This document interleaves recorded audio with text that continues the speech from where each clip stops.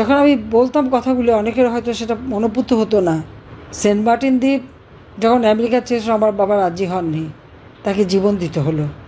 আর আমার ভাগ্যে সেটাই জুটল, কারণ দেশ বিক্রি করে ক্ষমতায় থাকতে হবে এই চিন্তা আমার কোনো দিনই ছিল না। আর যে দেশটা জাতির পিতা বঙ্গবন্ধু শেখ মুজিবুর রহমানের ডাকে সাড়া দিয়ে এদেশের মানুষ অস্ত্র তুলে নিয়ে যুদ্ধ করে 30 লক্ষ মানুষ জীবন দিয়ে স্বাধীন করেছে, সেই দেশের 1 ইঞ্চি মাটি কাউকে ছেড়ে দেওয়া, এটা তো কারো নিয়ত হতে পারে না। কিন্তু আজ কি দুর্ভাগ্য, এমন এক ব্যক্তি ক্ষমতা আসলো, সবাই নাকি তা সারা দেশের মানুষের একেবারে খুব পছন্দের মানুষ, বিশ্বের পছন্দের মানুষ, আর সেই মানুষ আজকে ক্ষমতা এসে কী হলো? আর এই লোকটাকে তো তার যত অর্থ মানে প্রতিপত্তি সবগুলি খোলা দরজা খুলে তো আমি দিয়েছিলাম, আমার কাছে হাত পেতে ছিল। আমি যখন 96 সালে সরকার গঠন করি, গ্রামীণ ব্যাংকে টাকা নেই, টাকাগুলি যে সরিয়ে রেখেছে কল্যাণ ফান্ড করে, সেটা তো আমার জানা ছিল না।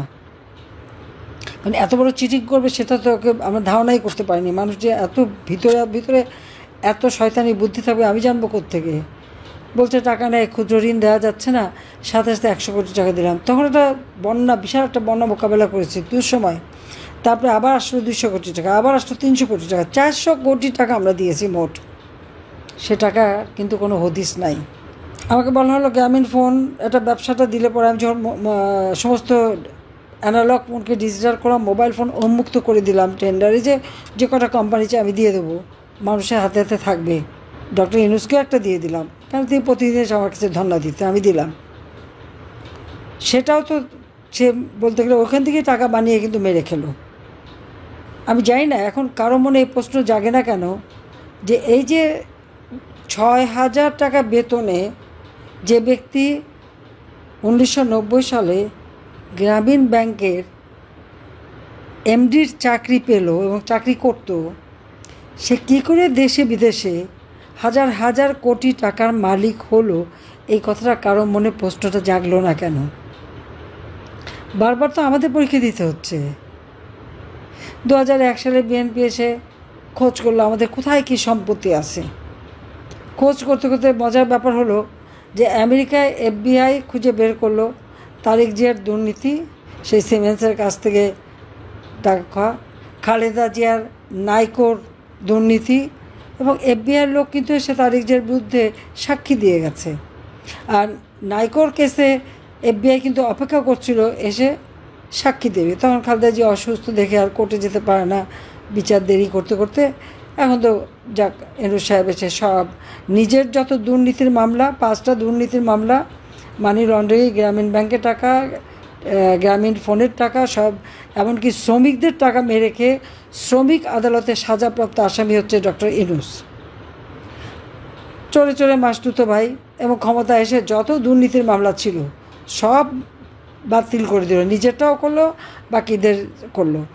আর যেহেতু সে ক্ষমতাটা দখল করেছে জঙ্গিদের সহায়তায়, সন্ত্রাসীদের সহায়তায়, যে সমস্ত জঙ্গিরা এমনকি বিভিন্ন আন্তর্জাতিক ক্ষেত্র যারা নিষিদ্ধ, যাদেরকে হাত থেকে বাংলাদেশের মানুষকে আমরা রক্ষা করেছিলাম, জঙ্গি হামলা একটা মাত্র হামলা হওয়ার পরেই আমরা কঠোর ব্যবস্থা নিই, অনেকে গ্রেপ্তার হয়, বন্দি থাকে, সবাইকে মুক্ত করে দিল, জেলখানা খালি, যত জঙ্গি সন্ত্রাসী খুনি সব ছেড়ে দিল।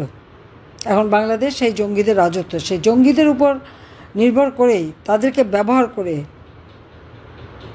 এবং আমাকে আর রেহানাকে হত্যার চক্রান্ত করেই ইউনূস কিন্তু ক্ষমতা দখল করলো।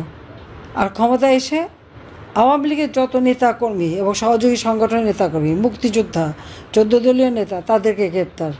আর মামলার তো কোনো সীমা পরিসীমা নাই, লক্ষ লক্ষ মামলা হয়ে গেছে আমাদের বিরুদ্ধে। আমার নিজের বিরুদ্ধে তো প্রায় 450-র মতো মামলা, আর সব খুনের মামলা। অবশ্য খুনের মামলা আবার অনেকে জীবিত হয়ে ফিরেও আসছে, অনেকে ফিরে চলে আসছে, জীবিতরা তাজা হয়ে চলে আসছে। কেউ বিয়ে করলো, কেউ বক্তৃতা দিচ্ছে, কেউ কাজ করছে, এটাই হচ্ছে তার মামলার নমুনা। এইভাবেই সবাইকে হয়রানি করা। শুধু তাই না, আমাদের দেশের সমাজের প্রত্যেকের উপর হামলা, যেভাবে পুলিশ হত্যা করেছে। 15ই ফেব্রুয়ারি থেকে যে হত্যাকাণ্ড শুরু করলো এবং অগ্নিসংযোগ শুরু করলো এই ইউনূস বাহিনী, তারই নির্দেশে। এটা তো সে নিজেই বলেছে তার মাস্টার মাইন্ড দ্বারা করা মেটিকুলাস ডিজাইন। আন্দোলন, ছাত্র আন্দোলনের কোনো লিডার ছিল না, কেউ ছিল, সবই উনি একেবারে সূক্ষ্মভাবে পরিকল্পনা করে মেটিকুলাস ডিজাইন করে মাস্টার মাইন্ড দ্বারা সংগঠিত করেছে। তাহলে 15ই ফেব্রুয়ারি থেকে যত হত্যাকাণ্ড, পুলিশকে হত্যা করা, আওয়ামী লীগ নেতাকর্মী, সাংস্কৃতিক কর্মী, সাংবাদিক, আইনজীবী, যতগুলি হত্যাকাণ্ড, তার দায় দায়িত্ব তো ইউনূসের উপরে পড়ে। হত্যা করলো যারা, তাদেরকে দিল দায়ী মুক্তি, আর মামলা হলো সব আওয়ামী লীগের বিরুদ্ধে। এটা কোন ধরনের ন্যায় বিচার, কোন ধরনের গণতন্ত্র, আর কোন ধরনের স্বাধীনতা, সেটা আমার প্রশ্ন। মানুষের জীবনের নিরাপত্তা তো আমরা দিয়েছি। আজকে সরকারি কর্মচারীদের যথেচ্ছাচারভাবে চাকরিচ্যুত করা হয়েছে, জনগণের ভোটে নির্বাচিত। আর ইউনূস হচ্ছে জঙ্গিদের দ্বারা ক্ষমতা দখল। আজকে জঙ্গিদের সহায়তায় যারা ক্ষমতা দখল করে, সেই ইউনূস, সে আওয়ামী লীগকে নিষিদ্ধ করায়। তা সে সিদ্ধ হলো কীভাবে? প্রশ্নটা আমার, এটা ইউনূসের কাছে প্রশ্ন। এটা আমাদের যারা বিবেকবান, আমাদের আমলে একটু কিছু হলে যারা হা হা করে চিৎকার করতো, লিখে লিখে কাগজ ভরে ফেলতো, টক শো করে একবারে টেলিভিশন ফাটিয়ে ফেলতো, তারা চুপ কেন? তাদের মুখে কথা নাই কেন?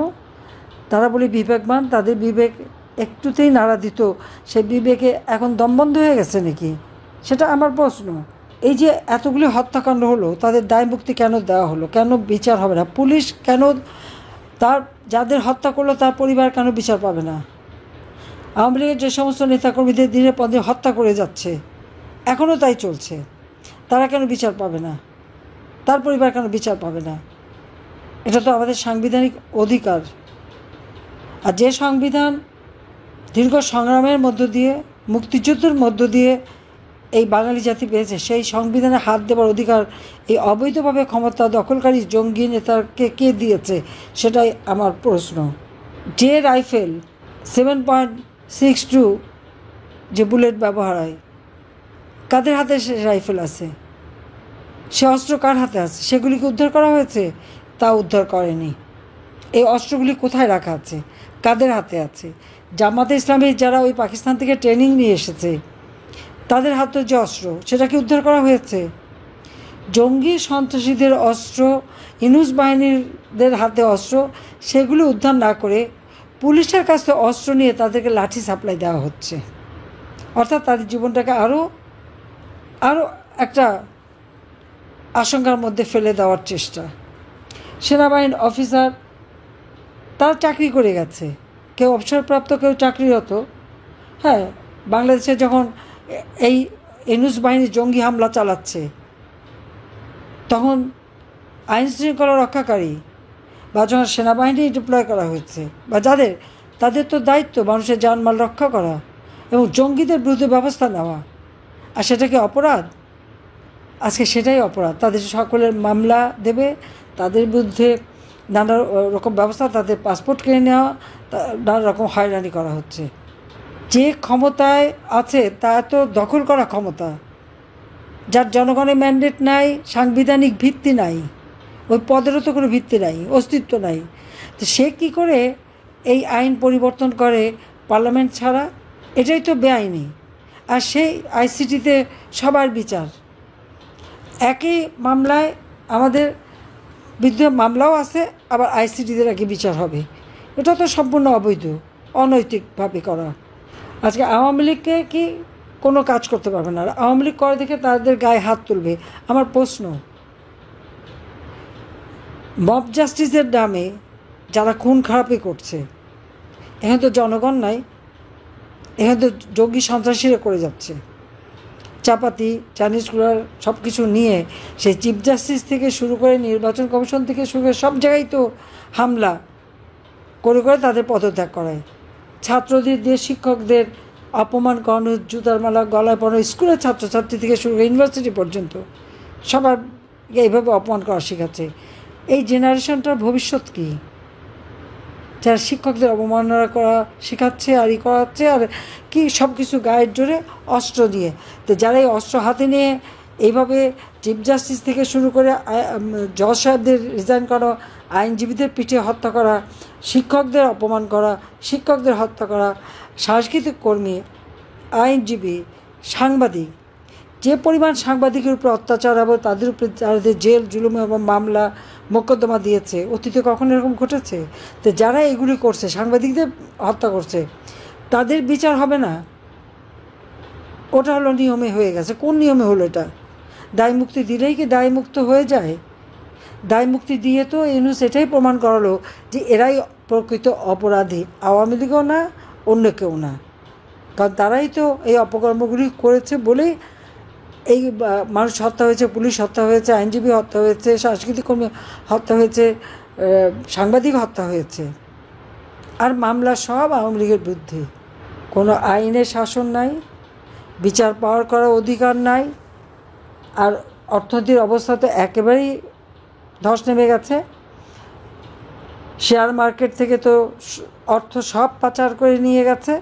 আমাদের বিবেকবানরা কই? যারা সালমানের দোষ দিত, অমুকের দোষ দিত, তমুকের দোষ দিত, তাদের বিবেক চুপ কেন?